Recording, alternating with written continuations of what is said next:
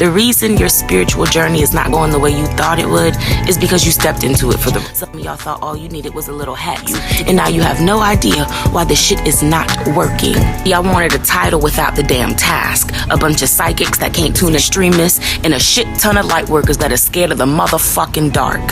Spirituality is about more than crystals and... The reason your spiritual journey is stagnant is because you're trying to drive around with directions meant for somebody else with a different destination. Be yourself.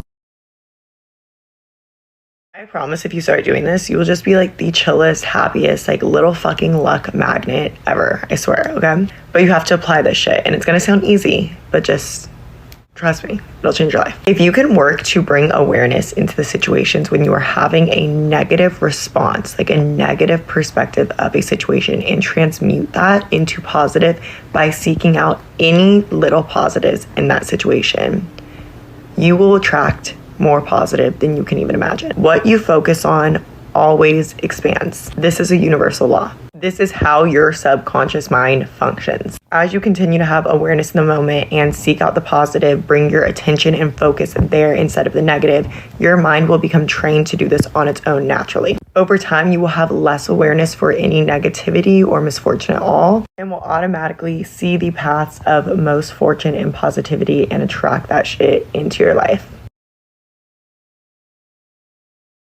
What's something that you're aware of, but the majority of people just aren't ready to hear? The great split is happening right now. If you know, you know, bro. Religion was nothing but a brainwashing mechanism to keep us from knowing that the power is within us. Most conspiracy theories don't be theories. It be facts. But conspiracies are not something you should prioritize. We are all on our own separate spiritual journey. We have free will, therefore we don't have the right to control anyone. We are not supposed to consume this. Now, I'm not knocking you if you eat meat, but you at least should be aware of how it affects you. We're not supposed to be living in cities like this. This is what we're supposed to be mobbing at. They brainwashed us into thinking it's hard to survive in nature, when we actually come from nature. We are nature. We have every element inside of us. School was literally just us learning how to be puppets for society. We're not supposed to be working on 9 to 5 for nobody. Oh yeah, and all that history they taught us in school, cap. Everything in the books was made to brainwash you and suppress people of this skin color. All the top companies are owned by the same people. Basically, everything was a lie. We being controlled unconsciously, and it's time to wake up. If you're having a difficult time hearing your ancestors and your spirit guides, first, I need you to meditate for at least 10 minutes. The purpose of meditation is to help you ground yourself in your thoughts. It helps you sift through a lot of that cloudy-headedness, and it helps you make peace with everything that's passing through. And then from there, you're going to hear less of the intrusive voices and more of your higher self, more of your spirit guides, more of your ancestors. From there, I need you to get a piece of paper and a pen and do something called automatic writing. After you come out of your meditation, you're going to call out to your ancestors and spirit guides and ask them to relay any messages that they have for you in that moment. And then you're going to write down literally anything that comes to mind. Don't give yourself time to think about it. It's also helpful to make elemental connections. So you've got fire, have a candle burning, preferably white, a glass of water, and then you've got the air around you, and then you would represent earth. And before you know it, y'all will be chatting it up.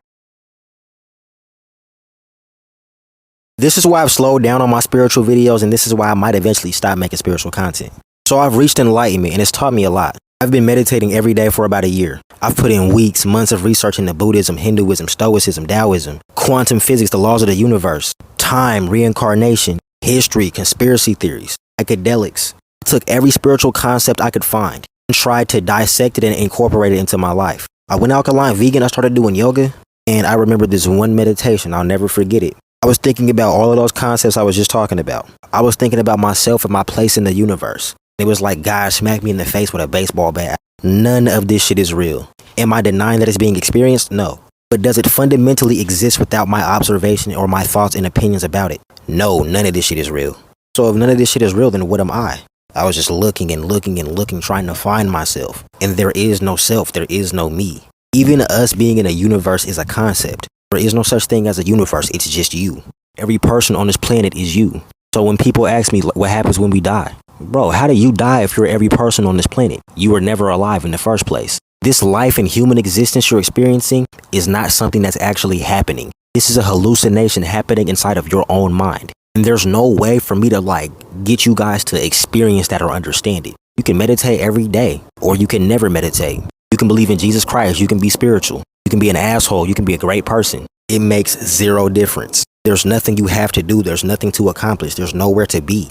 And I could honestly go on forever about this shit. I have such a deep understanding about consciousness and this reality around me. It's just draining. It's fucking pointless bickering with a bunch of people in my TikTok comments all the time. It doesn't matter what anybody believes, because your belief is nothing more than a belief. Your thoughts are nothing more than thoughts. Reality does not exist in the form of thoughts. It doesn't exist in the form of beliefs or ideas. It's just you. You can take that information and you can be depressed about it, or you can feel empowered. It makes no difference. The world around you is an illusion, and so is your sense of self. You exist as a thought. Every day you have 70,000 thoughts, and every day 95% of those 70,000 thoughts are repeated. That's what makes up you. That's what makes up your personality. If you can manage to pull yourself outside of that thought loop that makes you you, you'll get everything that I'm fucking saying. And it's beautiful. It's bliss. It's heaven. But I'm kind of over spiritual TikTok, because I get where a lot of people are coming from. You go through life feeling like you're a victim to its circumstances. All of a sudden you get shown a whole new world of shit you never heard nothing about. And you start to see how your mind is intertwined with the reality around you. You start to feel energy. You start to perceive things different. Because we got so many young people waking up to it. It's like y'all believe anything that you're told. A random spiritual TikTok will snowball and turn into a huge conspiracy theory. And everybody's trying to figure it out. And I'm just like, man, I'm over all this shit. Just be present. Keep your mind clear and chill out. Ain't nothing more to it.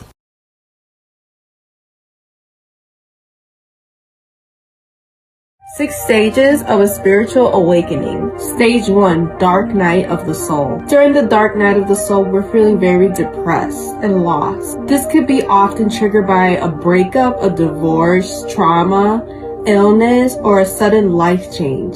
Stage 2, you start to see the world for how it really is. You realize that you cannot trust the government and everything that they say. You realize time isn't real. You start to realize religion is man-made. And you start to realize we're living in a simulation.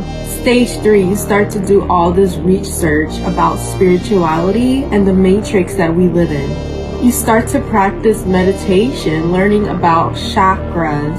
Stage 4, your higher self starts to wake up.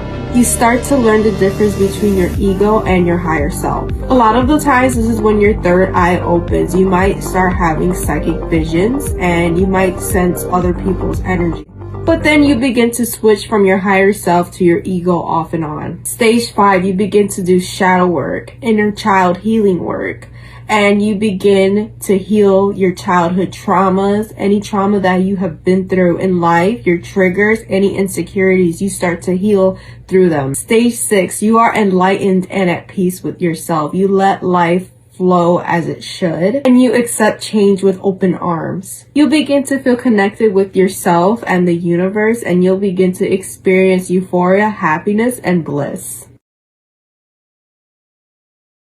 The universe is literally gonna make sure your soulmate does not show up in your life until this one thing happens. And by the way, most people never end up doing this one thing, and they find themselves stuck in relationships with karmic partners. I'll explain what that means in a bit. Okay, so that one thing that you need to do before you're able to find your soulmate in this life is to heal all of those parts of you that are preventing you from unconditionally loving yourself without the presence of a romantic partner. If you don't do that and you chase relationships just to avoid the healing process and the pain inside you, you're most likely going to end up with a karmic partner. Relationships with karmic partners can be great for some periods of time, don't get me wrong. But over time, karmic relationships can start to feel like a real burden or a mission, because these relationships are meant to facilitate the healing that you avoided doing on your own. Meanwhile, a soulmate relationship